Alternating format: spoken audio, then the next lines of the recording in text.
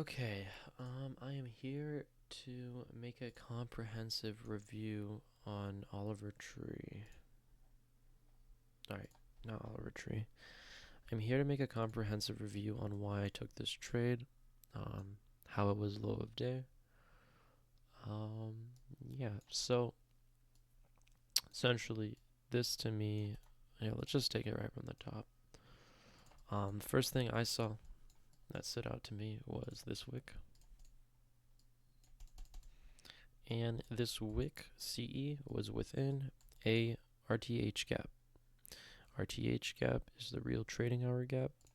It's the time between electronic and real trading hours. It should be this and this right here. That's the RTH gap. And I was looking at it and I saw, hey, point 0.5 of the wick is there. But more importantly, right, so we do have that key time, the RTH gap.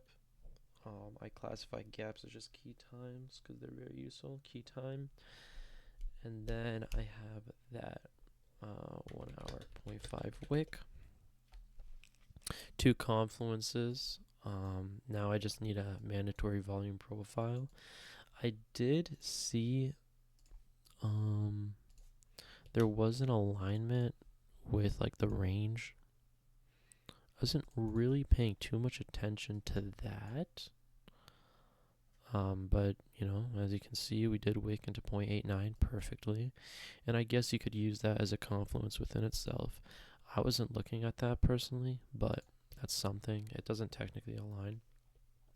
The main thing that stood out to me here was the volume profile. So I took the volume profile regularly, the last completed auction from where the level was formed. And as you can see here, we had this like weird little microstructure right here that I saw. I say microstructure, but this like very, very small ledge. And I was looking at it and I was like, that's interesting. Let me like look at a higher time frame. Maybe I could find more alignment. So with 0.5 of the wick, I saw this. I saw that 0.5 of the wick was a previous level that was used as a rejection for a whole entire day. So on Wednesday, the 4th of February, we perfectly rejected off of this like that. So I wanted to go back here and I wanted to see like what's up, what's up here. As you can see, we perfectly wicked through it and wicked into it and we just pumped. So I was like, you know what? I mean, yeah, I see a little bit of structure, but let's just take the volume profile of the whole range and see what it looks like. And as you can see here, it is a very, very blatant edge right here, a ledge right here. I will say, this is definitely an extreme of the bell curve. I will say it's like not, the whole curve, but it's pretty blatant. And depending on how you took the volume profile, not only did you have that, which I'd argue is kind of too much noise, too much information. If you just took it of like the previous week, I mean, this was like pretty clean to me. I believe if you're taking a volume profile of more than the week, you're adding way too much noise. And as you can see, I mean, yeah, we did have that crazy respect, this crazy time that we respected this level, and then obviously you can see that we're bouncing off of it multiple times. But really, I'm just trying to see how we're respecting it currently, and as you can see, it was being used multiple times, and yeah, it was used to push higher, and I was expecting long off of it.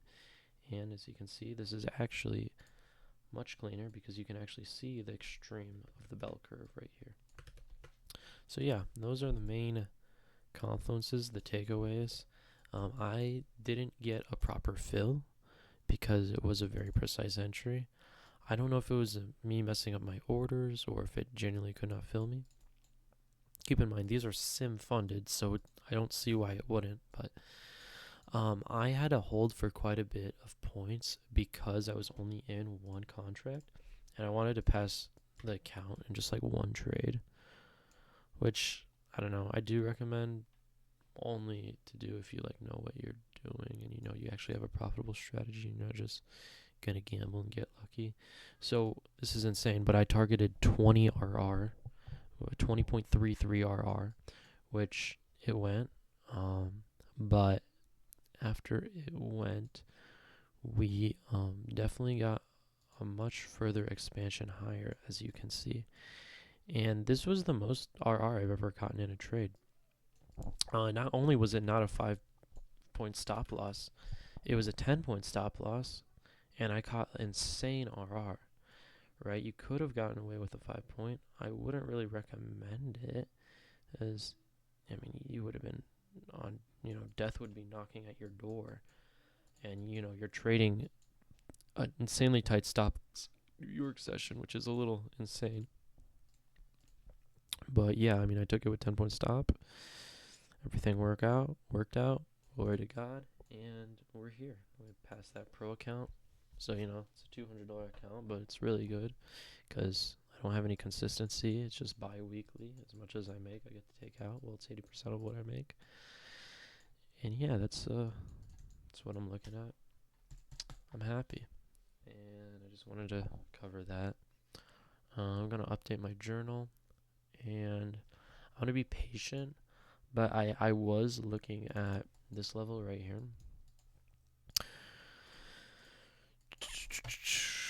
Because I saw this 4-hour IFGCE lining up perfectly with this. I don't know, some people would say this is Enigma, but it's not an order block, so I don't know if it actually is Enigma. Powell would call it Eniga or whatever Powell says. I don't know what he says. But if I were to take this, I'd be pretty conservative with my RR. I do have limits here. From where the level was formed, I'd take the profile, and as you can see, I mean, it's pretty clean. I mean, it's an extreme right here. There's no doubt about it. Not only that, we have value area right here. So, more than likely, we'd probably get ledge right here, return back to value area. I feel like it'd be fair. Return back to the POC, place where we consolidated the most. But yeah, I'm just really focusing on that. On that auction market theory aspect, because it basically is the AMD that I'm always looking for, and I'm really focusing on getting those trades that just are blatant to me and are easy to see, nothing too complex, nothing insane. Yeah.